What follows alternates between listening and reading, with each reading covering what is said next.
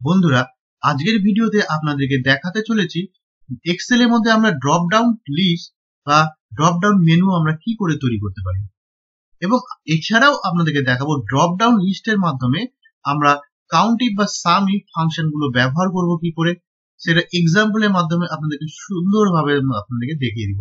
দেখুন বন্ধুরা, সবার আগে দেখুন একটা আমরা টেবিল নিয়েছি। টেবিলের মধ্যে কি আছে? Serial number, name, item name, date of purchase, quantity, rate and amount. তার মানে আমার কিবোর্ড আমার আমার কিবোর্ড কোনো একটা পার্টিকুলার ডেটে কতগুলো কোয়ান্টিটি, কত রেটে, কত অ্যামাউন্ট বিক্রি করেছি সেই টেবিলটা আমার দেওয়া আছে। এবার আমরা চাইবো এখানে আমার ড্রপ ডাউন লিস্ট একটা তৈরি করব। সেই ড্রপ ডাউন লিস্টের মধ্যে কিবোর্ড যদি আমি প্রেস করি, সিলেক্ট করি, তাহলে কিবোর্ড আমার কত কোয়ান্টিটি আমার সেল হয়েছে, কত অ্যামাউন্টের হয়েছে এবং কতগুলো ট্রানজাকশন হয়েছে, কতবার ট্রানজাকশন হয়েছে, সেটা আমার এখানে অটোমেটিক্যালি চলে আসবে। তাহলে এই ড্রপ ডাউন লিস্ট তৈরি করার আগে আমরা এখান থেকে ইউনিক ভ্যালুগুলো আমরা এখান থেকে নিয়ে নেব। আপনারা যদি চান ডাইরেক্ট টাইপ করতে পারেন। আমার কাছে যেহেতু করাই আছে, আমি এখান থেকে কন্ট্রোল সি করে আমি রিমুভ ডুপ্লিকেটের মাধ্যমে আমরা এখান থেকে ইউনিক ভ্যালুগুলো নিব। কি করে? সিলেক্ট করলাম, সিলেক্ট করার পরে এখানে কোন একটা পার্টিকুলার একটা জায়গায় আউটসাইডে অবশ্যই এটা পেস্ট করে দিলাম। আমার এখানে টোটাল লিস্টটা আমার চলে আসলো। এইবার এখান থেকে আমরা ইউনিক ভ্যালুটা বের করব। কি করে? ডেটা থেকে আমি কি করলাম? রিমুভ ডুপ্লিকেটে ক্লিক করলাম। এবার এখান থেকে রিমুভ ডুপ্লিকেটে ক্লিক করলাম। রিমুভ ডুপ্লিকেটে ক্লিক করার পরে এবার আমি ওকে করে দিলাম। তাহলে কি হলো দেখুন, এখান থেকে আমার কি হলো? এখান থেকে আমার ইউনিক ভ্যালুগুলো অটোমেটিক চলে আসলো। এইবার আমি যাব কোথায়? এবার আমি ড্রপ ডাউন লিস্ট করার জন্য কোথায় ড্রপ ডাউন লিস্ট করব? এই পার্টিকুলার সেলটাতে এখানে সিলেক্ট করলাম। করার পরে সোজা চলে গেলাম ডেটা ট্যাব থেকে ডেটা ভ্যালিডেশনে ক্লিক করলাম। এবার সেটিংস থেকে এনি ভ্যালু, এখান থেকে লিস্ট থেকে সোর্সে গেলাম। সোর্সের কার্সারটা ক্লিক করার পরে এইবার আমার যে সোর্সটা কোথায় আছে, এই সেলগুলো, এইখানে গিয়ে সেলগুলোকে সিলেক্ট করে দিলাম। সিলেক্ট যেই করলাম করে এবার ওকে করে দিলাম। দেখুন এখানে আমার লিস্টগুলো অটোমেটিক্যালি চলে আসছে।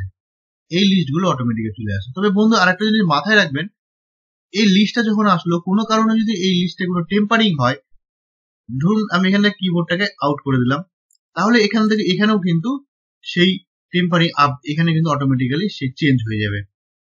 তাহলে মানে বন্ধুরা কি বোঝাচ্ছে? এই লিস্টটাকে কিন্তু আমরা কোনো মতেই টেম্পারিং হতে দিব না বা এখানে চেঞ্জ হতে দিব না। তাহলে আমরা কি করব? এখান থেকে এই লিস্টটাকে আমরা হাইড করে দিলাম। রাইট ক্লিক করে হাইড করে দিলাম। চোখের আড়ালে থাকলে কি হবে বন্ধুরা? আর আমরা এখানে কারেকশন করার কোনো সম্ভাবনা বা কোনো ভুলবশত কোনো চেঞ্জ করার সম্ভাবনা থাকবে না। তাহলে আমার হয়ে গেল ড্রপ ডাউন লিস্ট। এইবার আমি করবো হচ্ছে নাম্বার অফ কোয়ান্টিটি। এই নাম্বার অফ কোয়ান্টিটি কি করে বের করবো? তার মানে আমি যখন মাউস করবো তাহলে যতগুলো মাউস আছে সেই কোয়ান্টিটি গুলো আমার যোগ হয়ে যাবে। কোথায়? এখানে। তাহলে কি করব? ইকুয়াল টু সাম ইফ ব্যবহার করব। সাম ইফ এর একটা ভিডিও আপনাদের কাছে আমাদের চ্যানেলে দেওয়া আছে, আপনারা চাইলে দেখতে পারেন। কি করব আমরা?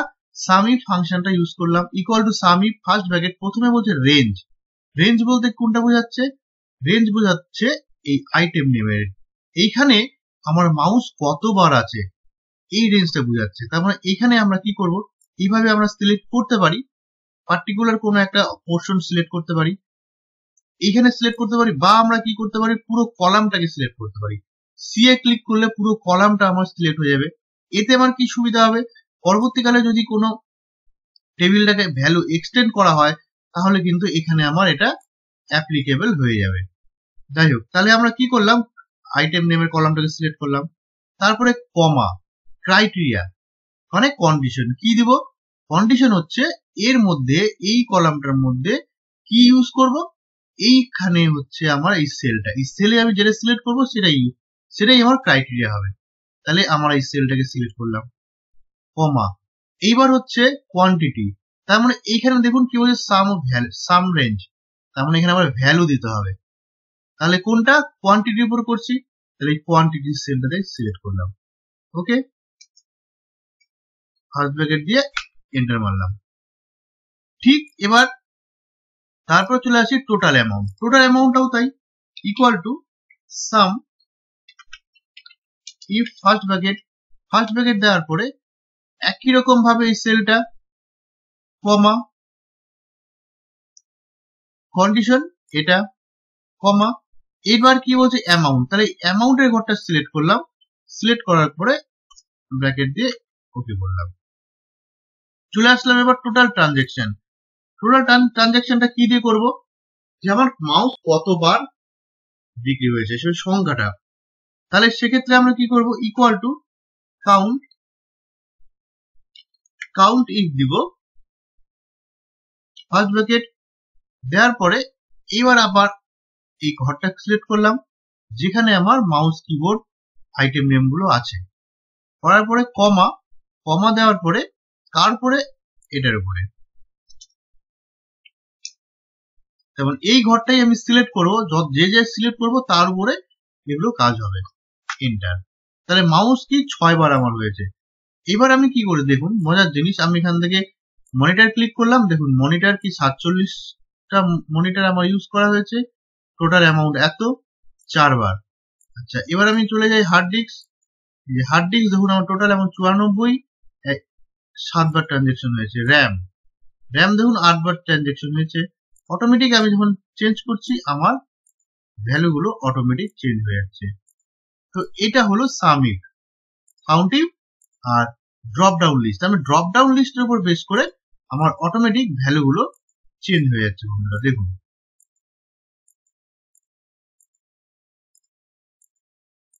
এই টিপসটা প্রচন্ড কার্যকরী টিপস। এক্সেল এর ক্ষেত্রে আপনারা বিভিন্ন রকম ভাবে ক্যালকুলেশন করতে পারেন, কোনো একটা ডেটাবেস থেকে আমরা ডেটাকে তুলে নিয়ে আসে খুব সুন্দরভাবে আপনারা এই ড্রপ ডাউন লিস্ট বা কোনো count if some if function গুলো আপনারা ব্যবহার করতে পারেন। তো বন্ধুরা এই পর্যন্ত থাকলো আজকে ছোট্ট ভিডিও। অবশ্যই আপনারা এটা ভালো করে প্র্যাকটিস করবেন, দেখবেন।